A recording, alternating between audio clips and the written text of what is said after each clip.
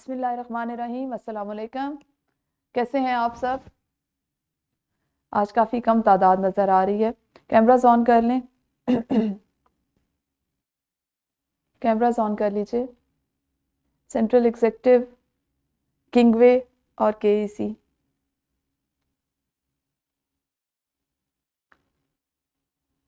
شاباش. ہاں جی، کے ای سی آپ ہی کیمراز آن کر لیں. اور مجھے جلدی سے یہ بتائیے کہ کل آپ نے جماعت کے کمرے میں جو آپ لوگوں کو ایک مباحثہ دیا گیا تھا، ایک عنوان تھا جس میں کچھ لوگوں نے اس کے حق میں اور جوڑیوں کی صورت میں نے آپ سے کہا تھا ایک بچہ اس کے حق میں اور ایک اس کی مخالفت میں بولے گا. تو آیا وہ سرگرمی کل کلاس میں ہوئی ہے آپ کے؟ کیا وہ سرگرمی کل آپ لوگوں نے جماعت کے کمرے میں اس کو سر انجام دیا یا نہیں؟ ٹھیک ہے، آپ لوگوں نے کنگ وے نے کر لیا. شاباش جی. سینٹرل ایگزیکٹو، آپ لوگوں نے کل وہ سرگرمی مباحثے والی کی ہے یا نہیں کی؟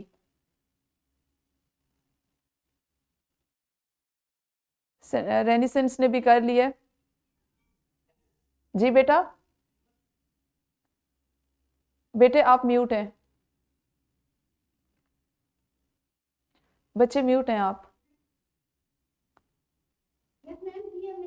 آپ نے کی ہے کل؟ اچھا، سب لوگوں نے اس میں حصہ لیا تھا؟ شاباش شاباش. کچھ سیکھا؟ کچھ مختلف سیکھا یا نہیں؟ اور تقریر کس نے لکھ کے دی؟ یہ جو ہنس رہے ہیں ان کی ہنسی تو یہ بتا رہی ہے کہ انہوں نے کچھ نہیں کیا. تقریریں کس نے لکھ کے دی؟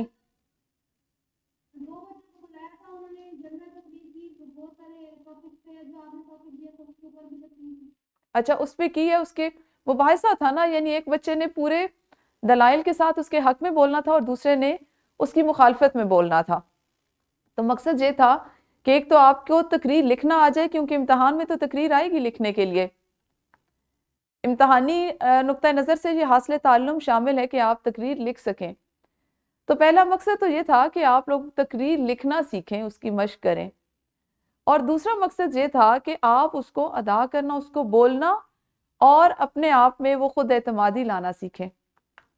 تو اگر آپ لوگوں نے کر لیا، آپ کے ٹیچرز کو اندازہ ہوگا تو یہ ایک اچھی بات ہے، ورنہ پھر کل کی کلاس ضائع ہوگی. جی جی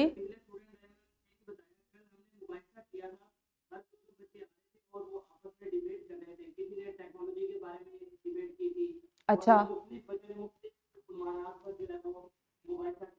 اچھا اچھا اچھا. یہاں پہ بیٹے شکریہ.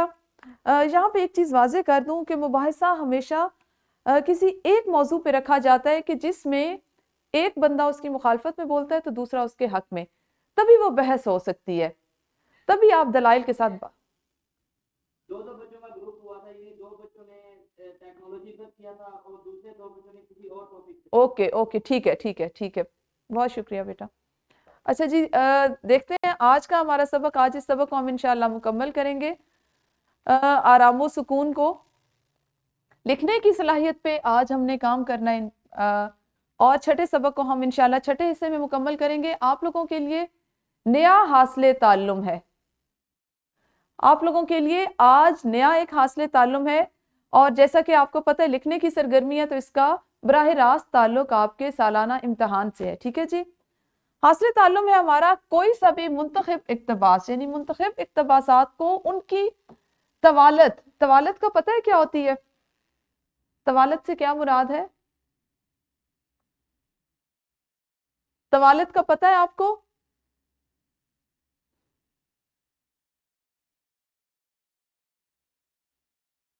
توالت ہوتا ہے کسی چیز کی لمبائی. ٹھیک ہے، کسی چیز کی جو لمبائی ہے وہ اس کو ہم اس کا طویل ہونا کہتے ہیں، اس کی توالت کہتے ہیں. اس کو اس کی توالت کے لحاظ سے ایک تہائی کرتے ہوئے. تہائی کسے کہتے ہیں؟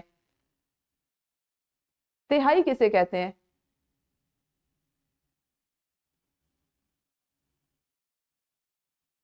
تہائی کا بھی نہیں پتا؟ تہائی ہوتا ہے کسی بھی چیز کا تیسرا حصہ. تہائی کسے کہتے ہیں؟ کسی بھی چیز کے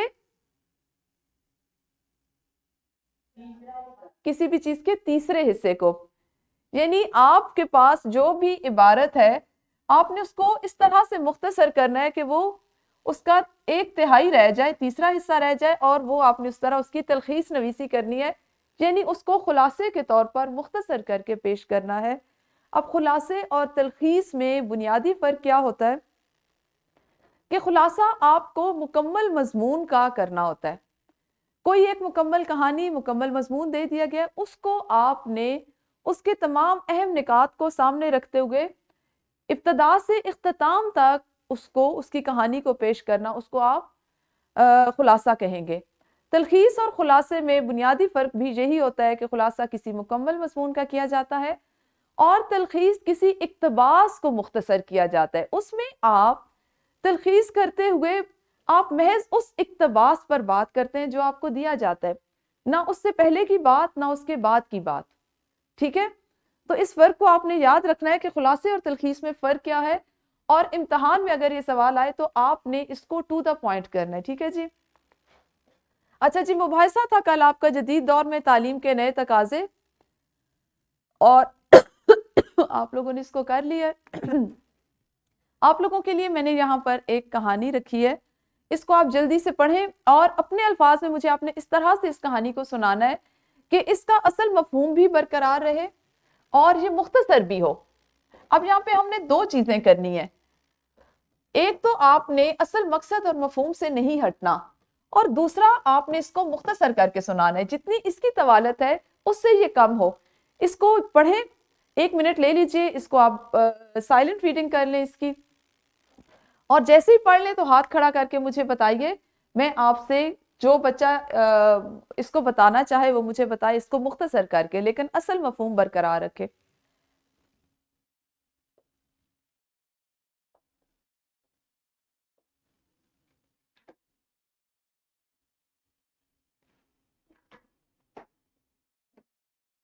ठीक हो क्या जी? ठीक है जी। अब मुझे बताएं, जो ये एक कहानी आप लोगों के लिए लिखी गई थी, एक इक्तबास की सूरत में थी मुकम्मल कहानी, इसको मुख्तसरन अपने अल्फाज में बताएं, असल मफहूम भी कायम रहे और तवालत भी कम हो। मुझे जल्दी से यहाँ से बताएंगे, सेंट्रल एग्जीक्यूटिव से ये जो बच्चे बैठे हुए हैं सबसे पहले ग्लासेस में, ब्लेजर और ग्लासेस में। जी बेटा आप, जी जी बच्चे आप, जी आपको ही कहा है जो पूछ रहे हैं, आप ही जो ग्लासेस और ब्लेजर में फ्रंट पे बैठे हुए हैं।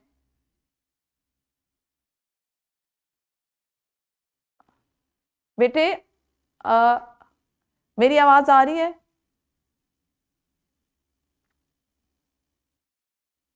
आ जाए बेटा।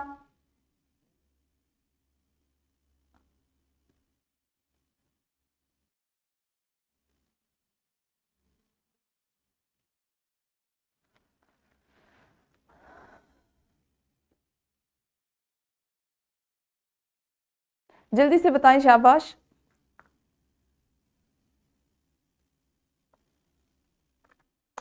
जल्दी से बताइए।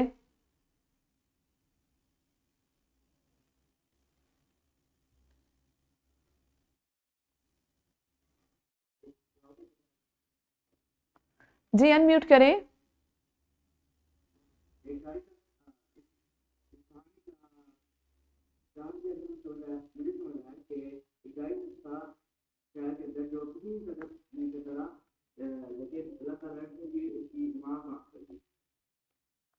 अच्छा, अच्छा ठीक है बेटा। और कोई मुझे बताए, आपकी क्लास में से कोई और बच्चा?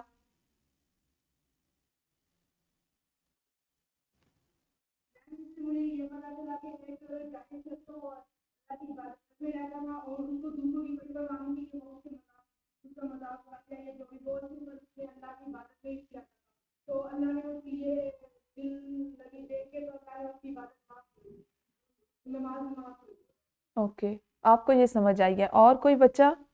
चलिए शुक्रिया बेटे। यहाँ से KEC से कोई बच्ची बताए मुझे।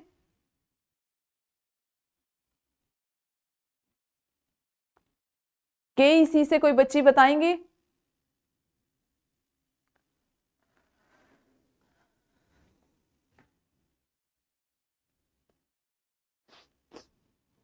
रेनिसेंस,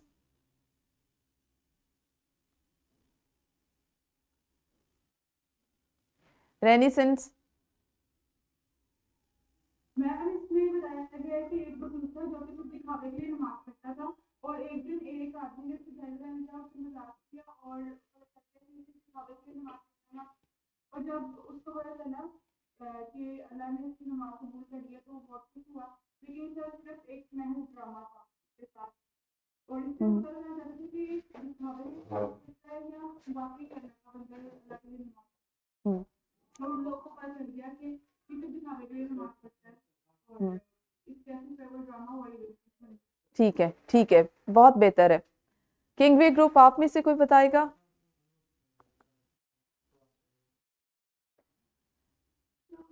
वालेकुम अस्सलाम।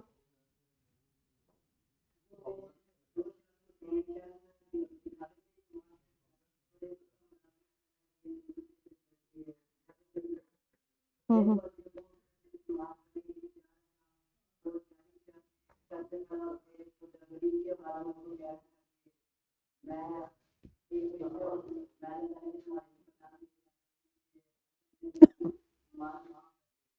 हम्म हम्म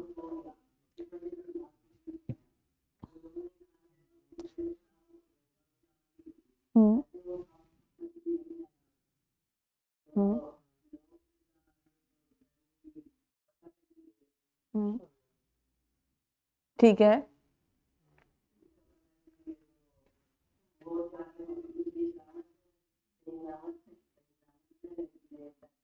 हम्म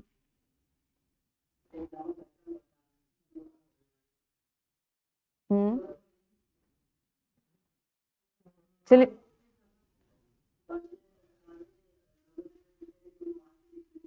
हम्म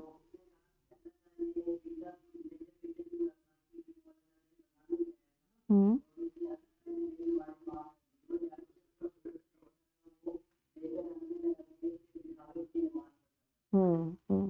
बेटे बहुत बेहतरीन आपने बताया है। इसको मुख्तसर कीजिए, क्योंकि हमारा जो मकसद था वो ये था कि हम मफहूम पे भी कायम रहें और इसको मुख्तसर करना सीखें, ठीक है? क्योंकि चाहते ना चाहते हुए हम जिस वक्त लिखना शुरू करते हैं तो हमारी तहरीर में तवालत आना शुरू हो जाती है, और आज का असल ताल्लुम यही है कि हमने तवालत को कम करना है, ठीक है? और इस तरह से कम करना है कि उसका मफहूम भी कायम रहे और उसकी तवालत वो कम होके वो मुख्तसर पे आ जाए। के गर्ल्स, आप बताएंगी? आपका हाथ खड़ा है, वैसे टाइम कम है, जल्दी से मुझे मेरा बेटा बताएं 1 मिनट में। वालेकुम अस्सलाम।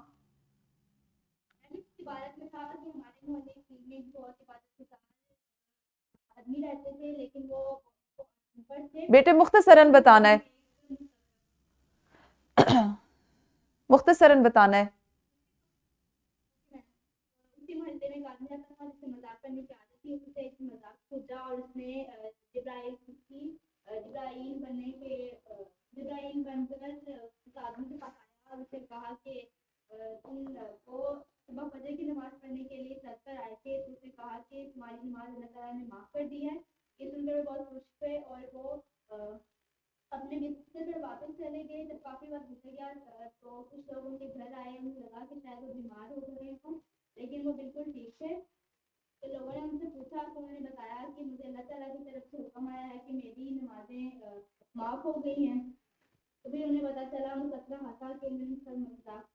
मस्खरा, ठीक है, ठीक है, बहुत खूब बेटा।